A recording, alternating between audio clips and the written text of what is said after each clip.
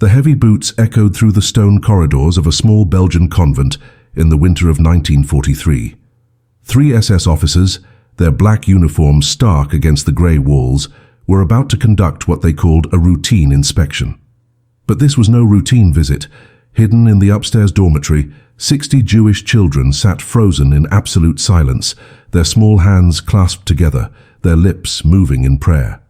They were reciting the Lord's Prayer in perfect French, their young voices barely above a whisper.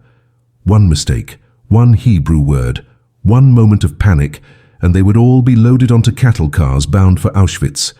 Standing at the classroom door, her face calm but her heart hammering against her ribs, was Sister Marie, a Catholic nun who had turned her convent into the most dangerous hiding place in occupied Belgium. What you're about to discover is a story so audacious, so brilliantly executed, that it was buried in classified documents for decades after the war ended. By the end of this video, you'll understand why this woman, whose real name was hidden even from the children she saved, became one of the most wanted fugitives by the Gestapo, and why her method of resistance was considered so dangerous that the Catholic Church itself debated whether to sanction her actions. This is the untold story of how faith became a weapon, how prayer became camouflage, and how 62 children learned to hide their identity behind the very religion that was supposed to be their enemy. Belgium in 1943 was a nation suffocating under the iron grip of Nazi occupation. The country had fallen in just 18 days back in May of 1940, and by the time our story takes place, the German war machine had transformed this small European nation into a processing center for the final solution. Every day, trains departed from the Mechelen transit camp, packed with Jewish families being shipped east to the concentration camps. The Belgian resistance was fragmented, under-equipped and hunted relentlessly by the Gestapo and their collaborators. In this landscape of terror, convents and monasteries represented one of the last sanctuaries of relative autonomy. The Catholic Church in Belgium walked a razor's edge, officially neutral but quietly sheltering those the Nazis marked for death. Our convent, located in a rural area south of Brussels, had operated for over 200 years as a school for girls from wealthy Catholic families. The nuns taught literature, music, mathematics, and religion within walls that had witnessed centuries of European history. Life there had been predictable, ordered, governed by the ringing of bells that marked prayers 7 times a day.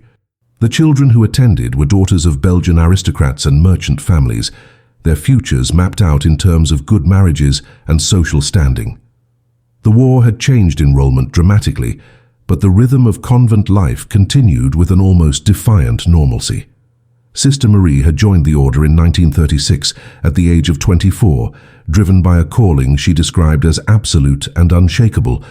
She came from a middle-class family in Liège, the daughter of a pharmacist who had raised her to believe in service above self. Her fellow nuns described her as unremarkable in those early years, devoted but not exceptional, someone who followed the rules with precision and taught her classes with quiet competence. She had dark hair, sharp eyes, and a face that could shift from warmth to severity in an instant, a useful trait for managing classrooms of restless girls. Nothing in her background suggested she would become what the resistance later called the most valuable operative in the Catholic network. She had no military training, no experience with deception, no connections to underground movements. She was simply a nun who taught French literature and believed with every fiber of her being that children were sacred. The transformation began in the summer of 1942 when the deportations from Belgium accelerated to industrial scale. Sister Marie watched from the convent windows as trucks rolled through nearby villages, rounding up Jewish families with brutal efficiency.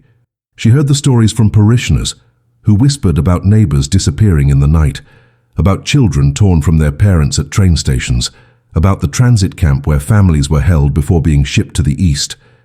The official church position was caution, avoid provoking the occupiers, maintain the institution's safety so it could survive the war intact. But Sister Marie made a decision that would define the rest of her life and seal the fate of dozens of children.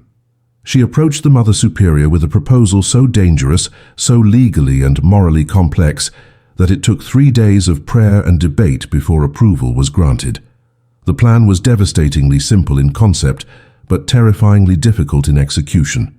The convent would begin accepting Jewish children, but these children would not hide in attics or cellars like refugees in other resistance operations. They would hide in plain sight, attending classes alongside Catholic students, sleeping in the dormitories, eating in the refectory, and most dangerously participating in daily prayers and religious instruction. To the outside world, to the German patrols that occasionally passed by, to the Belgian collaborators who might inform on suspicious activity, these children would appear to be Catholic orphans displaced by the war. The first child arrived on a rainy September night in 1942, a 6-year-old girl named Sarah, whose parents had been arrested 2 days earlier.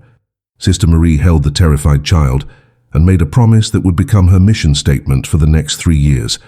She would teach this girl, and every child who came after her, to pray like a Catholic, to recite scripture like a believer, and to survive. The network grew with shocking speed. Within 2 months of Sarah's arrival, Sister Marie had accepted 14 more children, each one smuggled into the convent through different routes coordinated by the Belgian resistance. They came from Brussels, from Antwerp, from small villages where entire Jewish communities had been liquidated in single-day operations. Some arrived with parents who kissed them goodbye at the convent gate, knowing they might never see their children again. Others came alone, carried by resistance fighters who had found them hiding in basements or barns after their families had been deported. Each child represented an exponential increase in risk, not just for Sister Marie, but for every nun in the convent, every Catholic student who might accidentally reveal the secret, every cook and gardener who worked within those walls. The penalty for hiding Jews was immediate execution, and the Nazis had made examples of entire convents in Poland and France, burning them to the ground with everyone inside.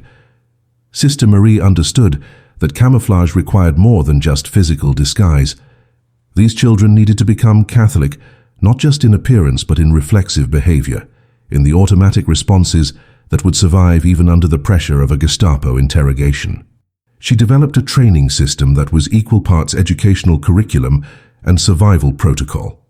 Every morning before dawn, while the Catholic students still slept, Sister Marie gathered the Jewish children in a small chapel and began their lessons. They learned the Lord's Prayer first, repeating it until the French words flowed as naturally as breathing. Then came the Hail Mary, the Apostles' Creed, the responses required during Mass, the names of saints, the order of Catholic holidays, the proper way to make the sign of the cross. She taught them the stories of Jesus, the parables, the miracles, all the catechism that a Catholic child their age would know without thinking. The sessions lasted 2 hours every single day, with Sister Marie correcting pronunciation, testing memory, and drilling them until tears of frustration ran down young faces. But the religious training was only the foundation. Sister Marie had to erase their pasts and construct new identities that would withstand scrutiny. She created false baptismal certificates, forged documents that listed Catholic parents who had supposedly died in bombing raids or industrial accidents, invented hometowns in parts of Belgium the Germans had heavily damaged, where records had been destroyed. Each child received a new name, carefully chosen to sound Belgian and unremarkable. Sarah became Marie-Claire, Jacob became Henri, Rachel became Genevieve. Sister Marie made them practice their new names obsessively, responding instantly when called, writing their false identities in school assignments, never hesitating even for a fraction of a second. She knew that a single moment of confusion, one child who turned when their real name was called, could doom them all. The children slept in the same dormitories as the Catholic students, ate at the same tables, attended the same classes in mathematics and literature, and learned to bury their true selves so deep that even they sometimes forgot who they had been. The system worked with terrifying efficiency for almost 6 months. The convent passed 2 inspections by local Belgian police without incident, the officers accepting the story of war orphans without serious investigation. Sister Marie began to believe that they might actually survive the occupation, that she could keep these children safe until the Allies liberated Belgium. But in March of 1943, everything changed. A priest from a neighboring parish, known for his sympathies with the Nazi regime, began asking questions about the unusual number of new students at the convent.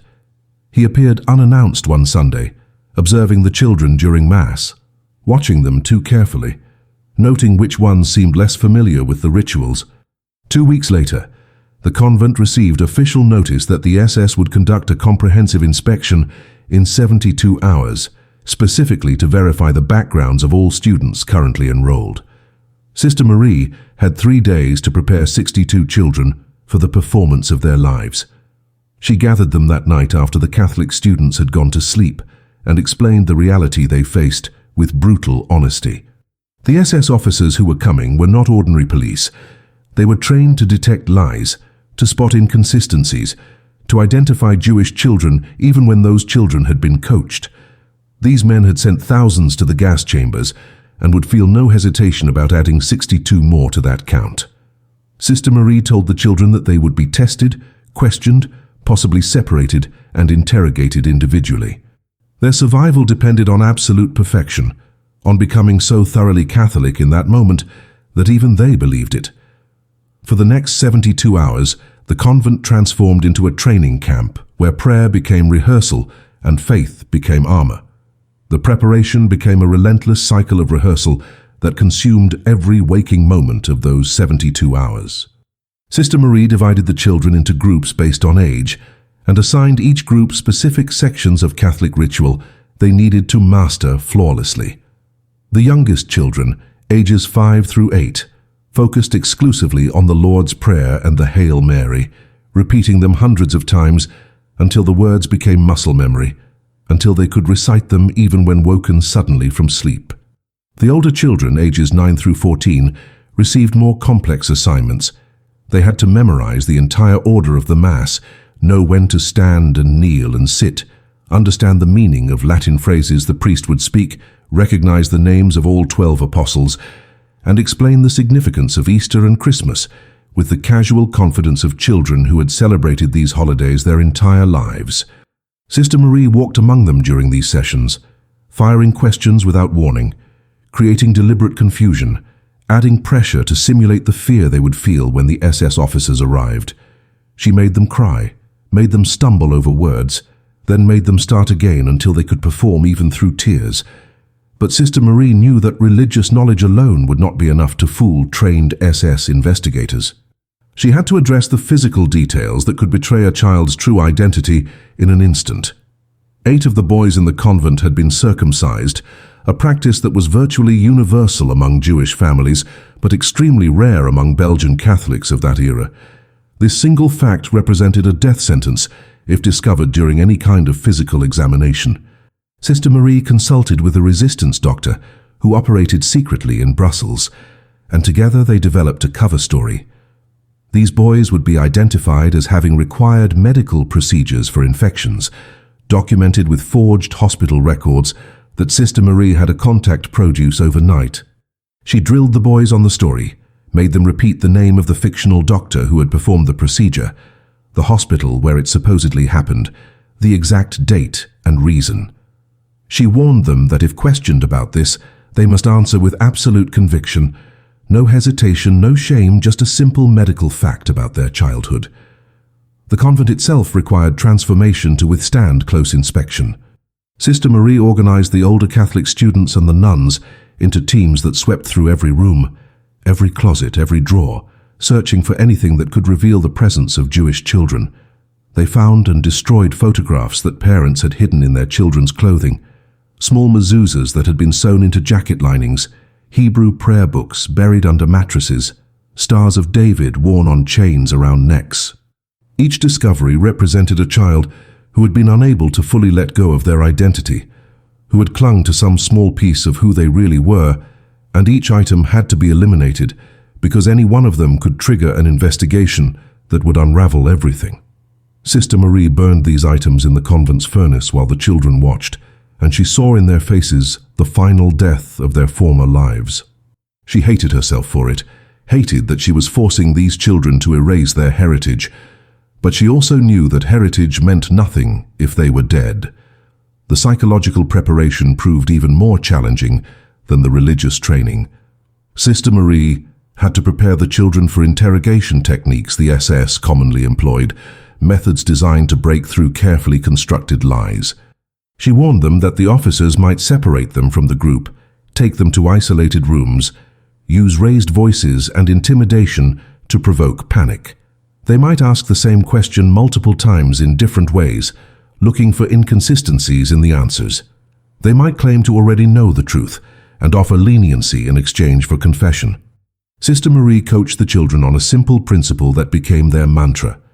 Tell the same story every single time, never elaborate beyond what was asked, show no fear even when terrified, and above all, believe absolutely in the moment that they were Catholic children who belonged in this convent. She made them practice maintaining eye contact, keeping their voices steady, not fidgeting or displaying nervous behaviors that investigators were trained to recognize as signs of deception.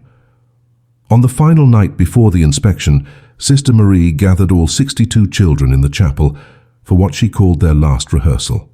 She had arranged for 3 resistance members, men who had experience with Nazi interrogation methods, to play the role of SS officers.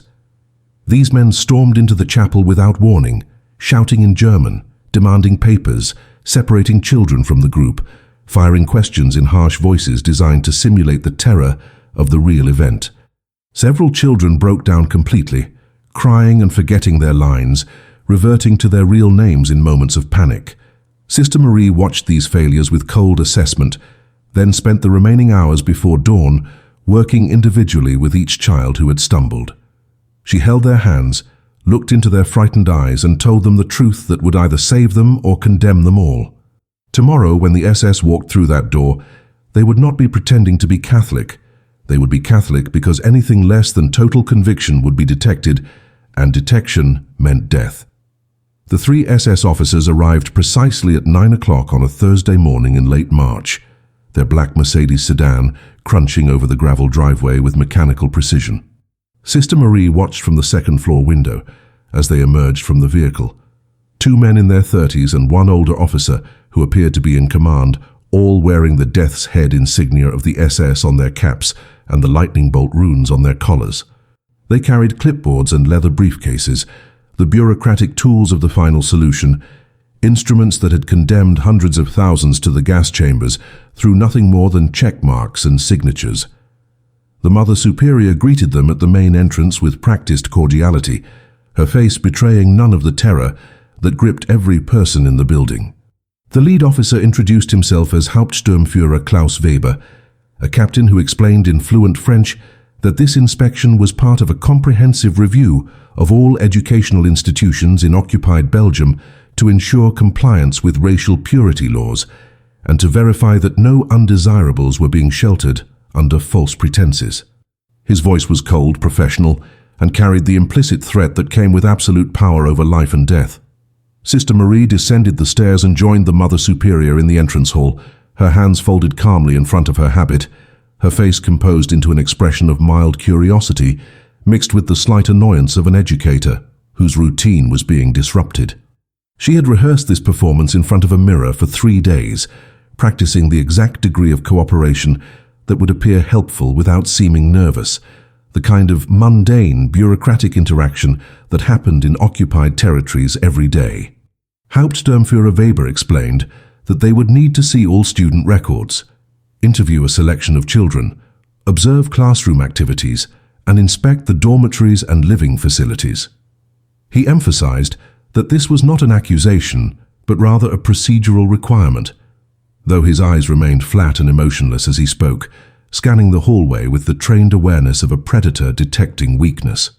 Sister Marie responded that the convent had nothing to hide, that all their students were properly documented, and that the officers were welcome to examine anything they wished. She led them first to the administrative office where student files were maintained, buying precious minutes for the children upstairs to assume their positions in the classroom where they would be observed. The younger officer, who introduced himself as Unterscharführer Schmidt, began methodically reviewing the files while Hauptsturmführer Weber watched Sister Marie with unsettling intensity.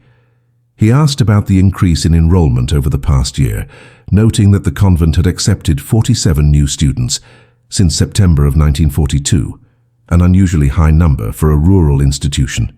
Sister Marie explained without hesitation that the war had created numerous orphans, that families displaced by bombing raids in industrial cities had sought refuge for their children in quieter locations, and that the Church had a duty to provide sanctuary for innocent souls during such difficult times.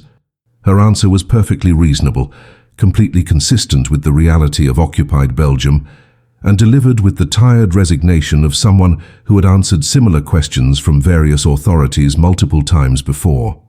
Weber nodded slowly, made a notation on his clipboard, then announced that he wanted to observe the children during their morning religious instruction, specifically to see how well the newer students had integrated into the convent's Catholic educational program.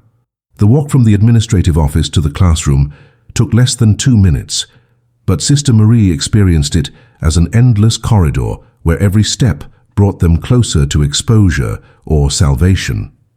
She could hear her heart hammering in her chest, but kept her breathing steady, her pace measured, her expression neutral.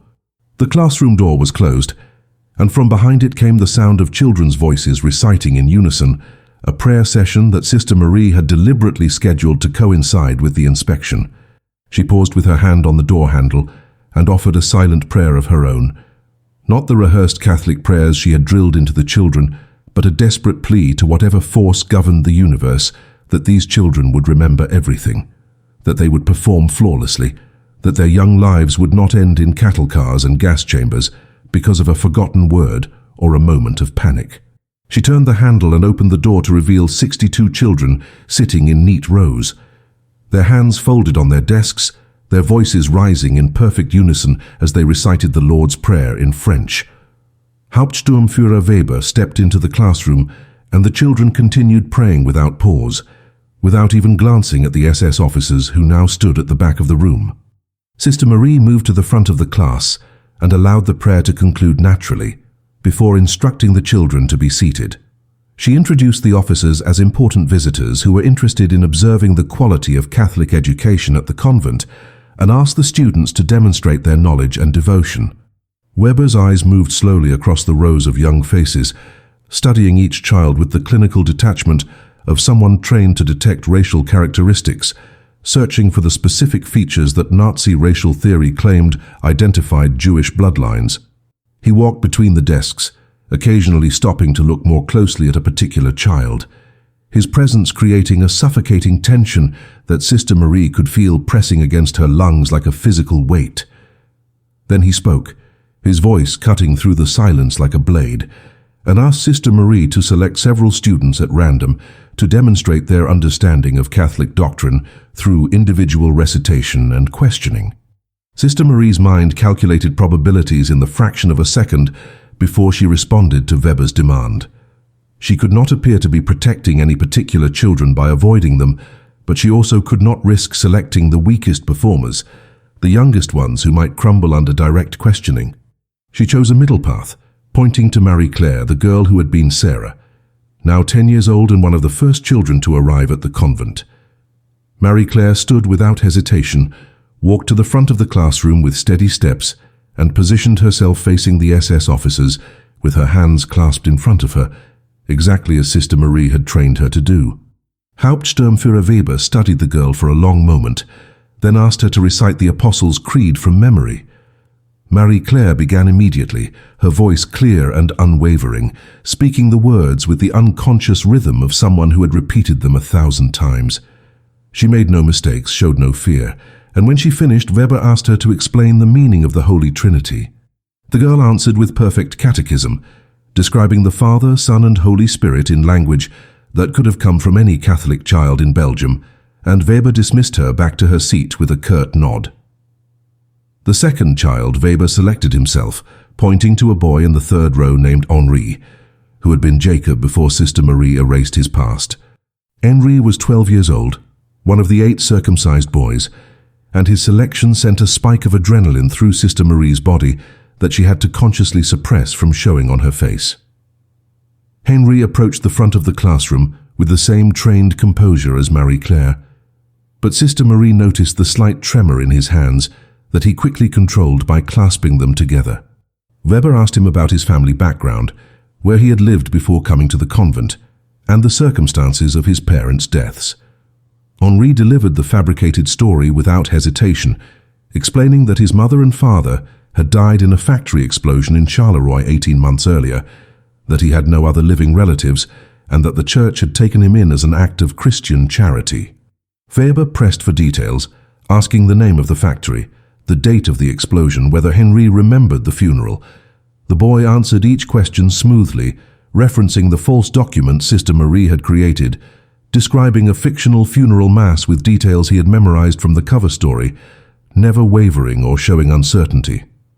But then, Weber shifted tactics with the predatory instinct of an experienced interrogator. He asked Henri if he had been baptized, and if so, where and when.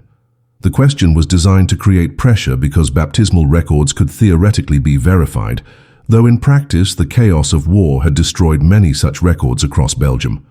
Henri responded that he had been baptized as an infant at St. Joseph's Church in Charleroi, a church that Sister Marie had specifically chosen for the false backstory because it had been severely damaged in a bombing raid and its records were incomplete. Weber made a note on his clipboard, then asked Henri to demonstrate how to properly make the sign of the cross. The boy raised his right hand and performed the gesture with practiced precision, touching his forehead, chest, left shoulder, then right shoulder, exactly as Catholics did it, nothing like the right-to-left motion that Orthodox Christians used. Weber watched every movement, then asked one final question that made Sister Marie's blood freeze. He wanted to know if Henri had any identifying marks on his body, scars or birthmarks, that would be recorded in medical files if they needed to verify his identity through hospital records. Henri responded without the slightest pause that he had a small scar on his left knee from falling off a bicycle when he was 7 years old, and a birthmark on his right shoulder blade. Both statements were lies, but they were the kind of minor physical details that normal children would know about themselves, unremarkable and unverifiable, without a physical examination that Weber showed no interest in conducting at that moment. The officer dismissed Henri back to his seat and selected 2 more children, both girls who had been in the convent long enough to perform their Catholic identities with flawless conviction. Each child answered questions about prayers, saints, religious holidays and personal histories with the same rehearsed perfection, and with each successful performance, Sister Marie felt the probability of survival incrementally increase. But she also knew that Weber was watching her, as much as he was watching the children, searching for any sign that she was coaching them with subtle signals or displaying the nervous energy of someone hiding a terrible secret. After the 4th child had been questioned and dismissed, Hauptsturmführer Weber announced that he was satisfied with the religious instruction but wanted to observe the children during their lunch period to see how they interacted in a less structured environment. He explained that this was where the truth often revealed itself, in casual moments when people forgot to maintain their performances, when natural behaviors emerged that training could not fully suppress. Sister Marie agreed with apparent indifference, though she understood that this represented a new and potentially catastrophic level of risk. The lunchtime observation would last at least 45 minutes, during which 62 children would need to maintain their false identities while eating, talking, playing, and existing in front of 3 SS officers who were trained to detect exactly the kind of deception that their lives depended upon. As the children filed out of the classroom toward the refectory, Sister Marie walked beside them, and in her mind she recited the prayer she had taught them, asking for a miracle that would carry them through the next hour without a single child breaking character and condemning them all to death. The refectory was a long stone room with high windows that let in pale March sunlight, lined with wooden tables where the children sat in assigned groups that mixed the Jewish children with their Catholic classmates in carefully calculated ratios. Sister Marie had designed this seating arrangement months earlier, specifically to prevent the formation of distinct clusters that might appear suspicious to outside observers, ensuring that every table contained a mixture of students who could monitor and support each other through casual interaction. The kitchen staff served the midday meal of vegetable soup, dark bread and weak tea, the standard wartime ration that kept hunger at bay without providing real nourishment, and the children began eating with the subdued behavior that hunger and fear produced in equal measure.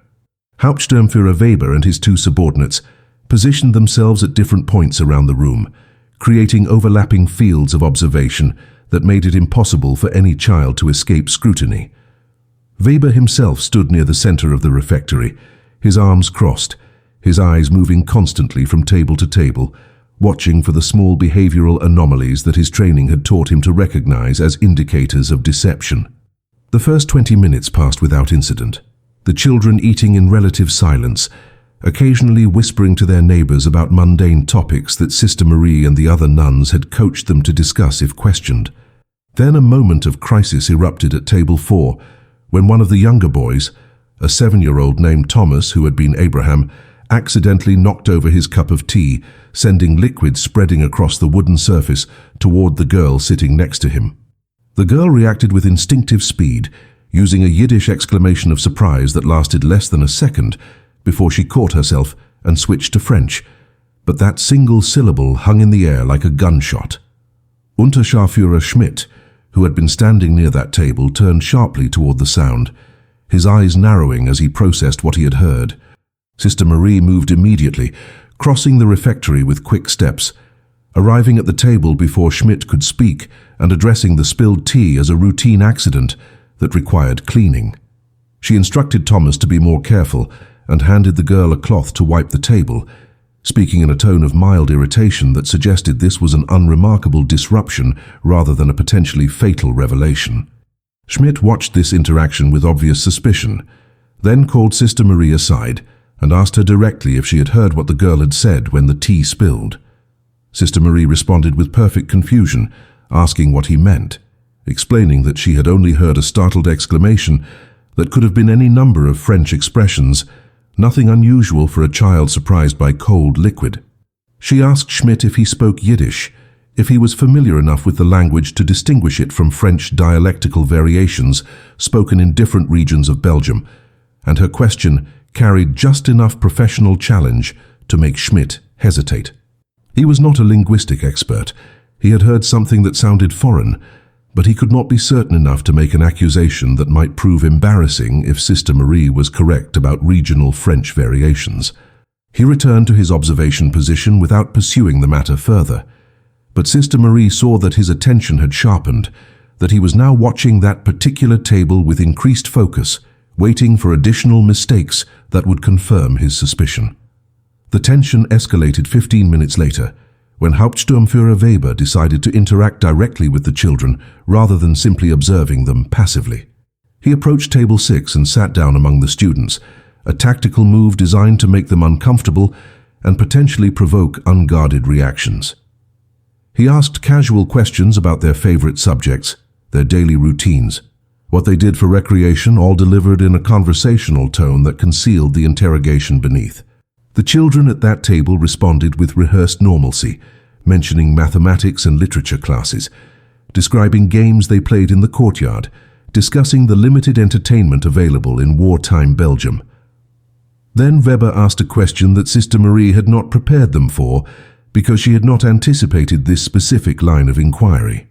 He wanted to know if any of them had attended Mass at churches outside the convent, if they had family members who visited them for religious holidays, if they maintained connections to parish communities beyond these walls. The question was devastating in its simplicity because it exposed a gap in the cover stories Sister Marie had constructed. These children had no families who visited, no parish connections, no history of attending Christmas Mass or Easter services anywhere except within the convent itself. Their entire Catholic identity existed only within these walls, which was suspicious for children who were supposedly baptized members of the faith, with roots in communities across Belgium. One of the older girls at the table, a 13-year-old who had been trained extensively in maintaining her cover story, provided an answer that attempted to navigate this trap. She explained that the war had disrupted normal life so completely that many families had stopped attending church regularly, that travel was difficult and dangerous, that the convent had become their entire world because the outside world had become too unstable. Her answer was plausible and matched the reality of occupied Belgium, but it also highlighted the isolation of these children in a way that made Weber's eyes sharpen with renewed interest. He thanked the girl for her honesty, stood from the table, and walked directly toward Sister Marie with an expression that indicated the inspection had entered a new and more dangerous phase. Hauptsturmführer Weber informed Sister Marie that he required a private interview with her in the Mother Superior's office, a request that carried the weight of command rather than courtesy. As they walked through the corridor away from the refectory, Sister Marie understood that the inspection had reached its critical moment, that Weber had detected enough inconsistencies or suspicious patterns to warrant deeper investigation, and that the next 30 minutes would determine whether 62 children lived or died. The office was a small room dominated by a heavy wooden desk and a crucifix on the wall, and Weber closed the door behind them with deliberate slowness before speaking. He began by complimenting the quality of religious instruction at the convent, noting that the children had demonstrated impressive knowledge of Catholic doctrine, but then his tone shifted to something harder and more accusatory. He stated that in his experience conducting inspections across occupied Belgium, he had developed an instinct for detecting anomalies, and this convent presented several anomalies that required explanation. The student population had increased by over 70% in 18 months, yet none of these new students had family members who visited or maintained contact. The children's baptismal records came from churches scattered across different regions of Belgium, with no apparent pattern or connection. Most troubling, several of the children displayed behavioral markers that his training had taught him to associate with coached responses rather than genuine knowledge. Sister Marie responded with a performance that drew on every reserve of courage and deception she possessed. She acknowledged that the situation was unusual, but insisted it was a direct consequence of the war's devastation of Belgian family structures. She explained that many of these children had lost their entire extended families in bombing raids, industrial accidents, or the chaos of military operations, leaving them with no relatives capable of providing care or maintaining contact. She reminded Weber that Belgium had been under occupation for nearly 3 years, that normal life had been suspended, that institutions like the convent were struggling to maintain basic functions while absorbing the human wreckage that war produced. Her voice carried just the right mixture of defensive pride and exhausted resignation, the tone of someone who had been working without rest to fulfill a moral obligation and now found that work being questioned by authorities who had no understanding of the practical challenges involved. She asked Weber directly if he was suggesting that the church should have turned away orphaned children, should have allowed them to starve or become street urchins, should have prioritized bureaucratic perfection over Christian charity during the worst humanitarian crisis Belgium had faced in generations. Weber's response revealed the calculating intelligence that had made him effective in his role, hunting hidden Jews across occupied Europe. He stated that he was not questioning the convent's charitable intentions, but rather its judgment in accepting children without proper verification of their backgrounds, and he noted that resistance networks were known to exploit Catholic institutions by hiding Jewish children among legitimate orphans, counting on the church's reluctance to cooperate with German authorities. He explained that his orders were to identify and remove any Jewish children being sheltered under false identities, and that failure to comply with these orders would result in the arrest of everyone involved and the closure of the institution. Then he made a demand that represented the ultimate test of Sister Marie's preparation. He wanted to conduct individual medical examinations of all male students enrolled in the past 18 months, explaining that this was standard procedure for verifying identity when documentation was questionable, and that the examinations would be performed by a German military doctor who would arrive within 2 hours. Sister Marie felt the floor seemed to drop away beneath her feet, because this was the scenario she had feared most and prepared for least effectively. The 8 circumcised boys could not survive a medical examination that specifically looked for that physical evidence of Jewish identity.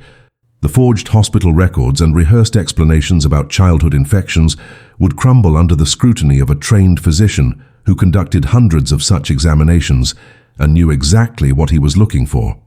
She had perhaps 90 minutes to either prevent this examination from happening or to evacuate 8 children from the convent without alerting the SS officers who were still on the premises, neither of which seemed remotely possible. She made a decision in that moment that represented either brilliant tactical thinking or complete desperation, and she told Weber that she could not allow such examinations to proceed without explicit authorization from the Archbishop of Brussels, that the Church had protocols regarding the physical examination of children in its care, and that violating those protocols would create a diplomatic incident between the German occupation authority and the Vatican that neither side wanted. Weber's face hardened into an expression of cold fury, and he informed Sister Marie that the SS did not require permission from religious authorities to enforce racial purity laws in occupied territories, that her refusal to cooperate constituted obstruction of a military investigation, and that he was now placing the entire convent under temporary detention while he contacted his superiors to determine the appropriate response. He ordered Untersturmführer Schmidt to gather all students in the main hall and to ensure that no one entered or left the building until further notice.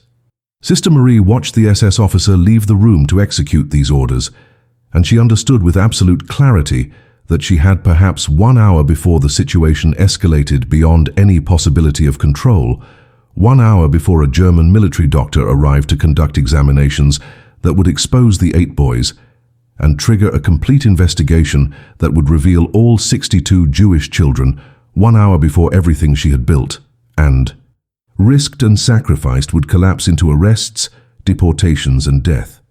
Sister Marie returned to the main hall where Schmidt was assembling the students and found herself facing a scene of controlled chaos as over 100 children, both Catholic and Jewish, were being herded into rows while the 2 younger SS officers patrolled the perimeter. She had no weapons, no leverage, no obvious escape route, and no time to implement any kind of careful plan. What she did have was intimate knowledge of the building's architecture, relationships with every person inside those walls, and the desperate clarity that comes when all conventional options have been exhausted. She caught the eye of Sister Agnes, the oldest nun in the convent who had been teaching there for 43 years, and communicated through a subtle gesture a message they had rehearsed during the 3 days of preparation.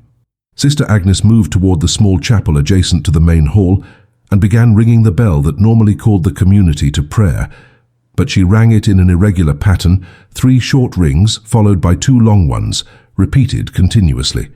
This was not a call to prayer, but rather an alarm signal that every nun in the convent understood as a code for immediate crisis requiring emergency protocols. The sound of the chapel bell triggered a coordinated response that Sister Marie had designed months earlier as a contingency plan for exactly this scenario.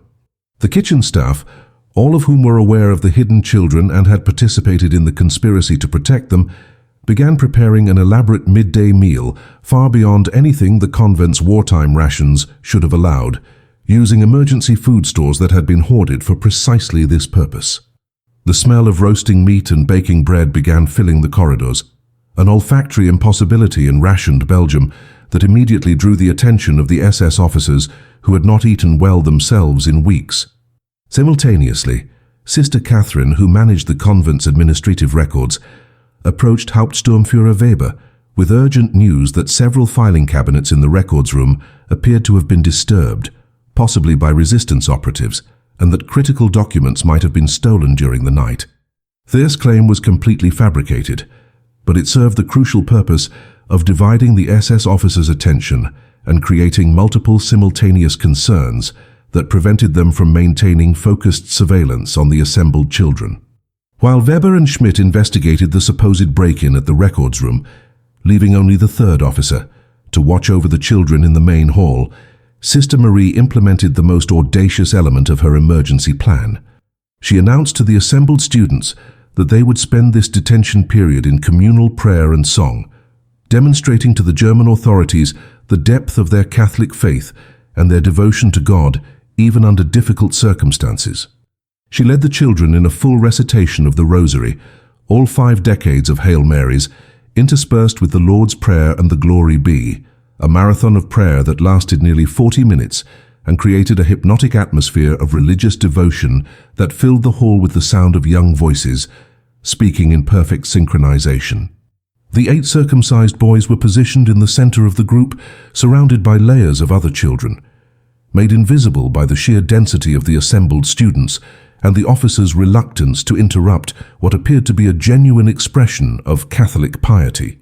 The strategy was not to hide them physically, but to camouflage them within such an overwhelming display of religious identity that questioning any individual child would seem petty and suspicious. The situation reached its breaking point when Hauptsturmführer Weber returned from investigating the records room, having found no evidence of any break-in, and announced with barely controlled anger that the German military doctor had arrived early and was waiting in the courtyard to begin examinations immediately. Sister Marie made a calculation in that instant that either represented inspired genius or suicidal recklessness, and she told Weber that before any examinations could proceed, the children deserved to know why they were being subjected to this treatment, and that she would explain to them in terms they could understand. Weber, perhaps sensing that he was close to breaking the case open, agreed to allow Sister Marie to address the students. She stood before the assembled children, looked directly at the 8 boys whose lives hung in the balance, and delivered a speech that was simultaneously a prayer, a coded message, and a desperate gamble. She told the children that some people in the world doubted their faith, doubted their devotion to Christ, doubted that they were true Catholics worthy of God's love, and that they would now have the opportunity to prove those doubters wrong through their actions and their unwavering commitment to the Church. Sister Marie then led the children in a final prayer, but this time she chose the Nicene Creed, a longer and more complex statement of Catholic faith that required nearly 5 minutes to recite in full. As the children's voices rose in unison, speaking of belief in one God, in Jesus Christ the only Son, in the Holy Spirit who gives life, Sister Marie watched Hauptsturmführer Weber's face and saw something shift in his expression. He was witnessing over 100 children reciting advanced Catholic doctrine with perfect synchronization and obvious conviction, performing at a level that would be virtually impossible to fake, and the sheer weight of this display began to undermine his suspicion. The German military doctor, standing in the doorway waiting to begin his examinations, also witnessed this performance, and when the prayer concluded, Weber turned to the doctor and engaged in a brief conversation in German that Sister Marie could not fully hear. The doctor shrugged, made a notation on his clipboard and left the building without conducting a single examination. Weber turned back to Sister Marie with an expression that mixed frustration with grudging respect, and informed her that the inspection was concluded, that the convent's documentation would be flagged for future review, but that no immediate action would be taken. The 3 SS officers departed the convent at approximately 2:30 that afternoon, their Mercedes sedan disappearing down the gravel driveway, while every person inside the building remained frozen in position, afraid to move or speak until the sound of the engine had faded completely into silence. Only then did Sister Marie allow herself to breathe fully, and only then did she see the 8 boys, who had been saved from medical examination collapse into tears of relief and terror that they had been suppressing for hours. She gathered those boys in the chapel away from the other children and held them while they sobbed, their small bodies shaking with the delayed reaction to trauma, and she whispered apologies for putting them through this ordeal, even though she knew that the alternative would have been their deaths. The other nuns moved through the building, checking on the remaining children, many of whom had also broken down emotionally now that the immediate threat had passed, and the convent spent the rest of that day in a state of shocked aftermath, processing what had nearly happened and how close they had come to complete destruction. But Sister Marie understood that surviving one inspection did not guarantee safety, and that Hauptsturmführer Weber's decision to leave without conducting examinations was based on insufficient evidence rather than genuine belief in the convent's innocence. The notation he had made about future review meant that they were now flagged in SS records as a location requiring additional scrutiny, and that another inspection could come at any time with less warning and more aggressive tactics. She spent the following weeks intensifying the children's training, adding new layers of detail to their cover stories, and developing additional contingency plans for scenarios she had not previously considered. The convent became a theater of permanent performance, where every moment was rehearsed, every interaction was calculated, and the 62 Jewish children lived in a state of constant low-level terror that occasionally spiked into acute panic when German patrols passed nearby or when rumors circulated about new SS operations targeting hidden Jews. The operation continued for another 15 months after the March inspection, during which time Sister Marie accepted 23 additional Jewish children, bringing the total number of lives being hidden within the convent to 85 by the summer of 1944. The expansion of the network was driven by the accelerating pace of deportations as the Nazis, sensing their eventual defeat, intensified efforts to complete the final solution before the war ended. Sister Marie could not turn away children who arrived at the convent gate with resistance fighters, who begged her to take just one more, to save just one more life, even though every additional child increased the mathematical probability of discovery and catastrophic failure. The convent passed 2 more SS inspections during this period, both less thorough than the March encounter with Hauptsturmführer Weber, but each one requiring the same exhausting performance, the same suppression of terror, the same desperate prayer that the deception would hold for just one more day. The liberation of Belgium began in September of 1944, when Allied forces crossed the border and began pushing German troops back toward the Rhine. Sister Marie spent those final weeks of occupation in a state of almost unbearable tension, knowing that the Nazis often executed their prisoners and destroyed evidence as they retreated, and fearing that the convent might be targeted in a final spasm of violence before the occupiers withdrew. On the morning of September 9th, American soldiers arrived at the convent, and Sister Marie met them at the gate to explain what she had been doing for the past 3 years. The soldiers initially did not believe her story because it seemed too extraordinary, too impossibly risky to be real, until she brought out the 85 Jewish children and their true identities were revealed. Many of those children had been in the convent so long, had performed their Catholic identities so thoroughly, that they struggled to remember their real names, and some of the youngest ones cried in confusion when told they were actually Jewish because they had internalized the deception so completely that it had become their reality. The immediate aftermath of liberation brought both joy and profound grief as the children learned the fates of their families. Of the 85 children Sister Marie had saved, 73 discovered that both parents had been murdered in the concentration camps. 8 found that one parent had survived, and only 4 were reunited with both mother and father who had somehow escaped the deportations. Sister Marie attended these reunions when they occurred, and she witnessed parents who did not initially recognize their own children because years of separation and trauma had transformed both the children and the adults beyond recognition. She also confronted the psychological damage her rescue operation had inflicted, the reality that she had saved these children's lives by forcing them to deny their identities, to reject their heritage, to become Catholic in ways that could never be fully undone.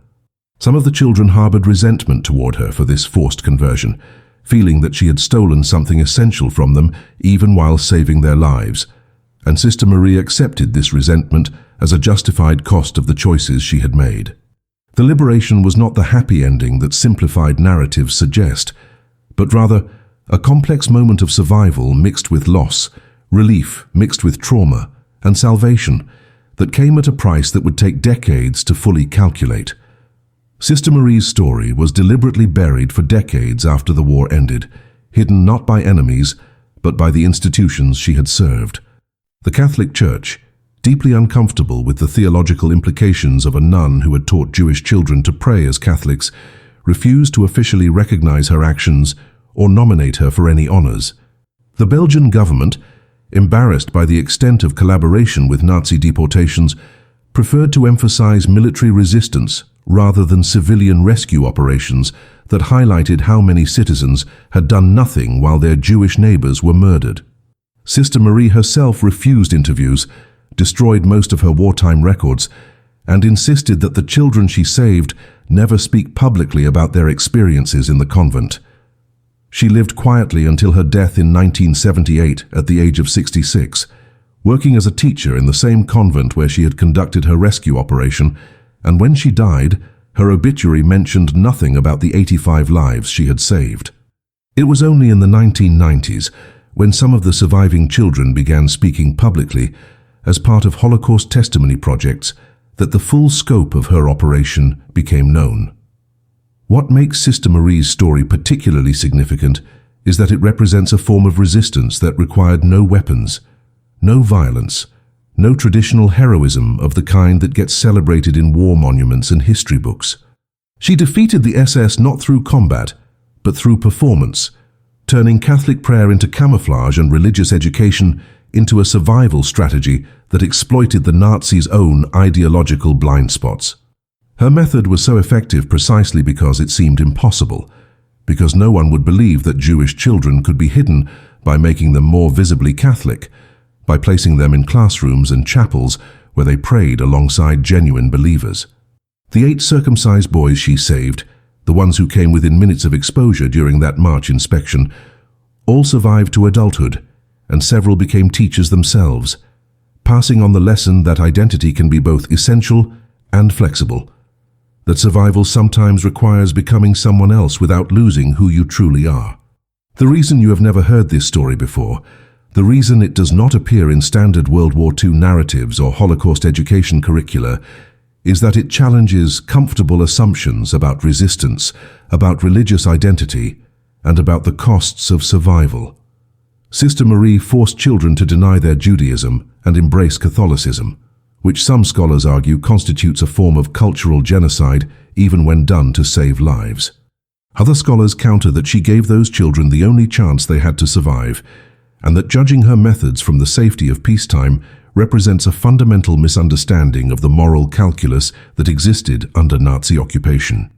What cannot be disputed is that 85 human beings who would have been murdered in gas chambers lived because one nun decided that breaking rules, risking everything, and teaching the Lord's Prayer to Jewish children was less sinful than watching them die. That is the story they did not want you to know, the story of how faith became a weapon, how prayer became armor, and how one woman's courage created a miracle disguised as education.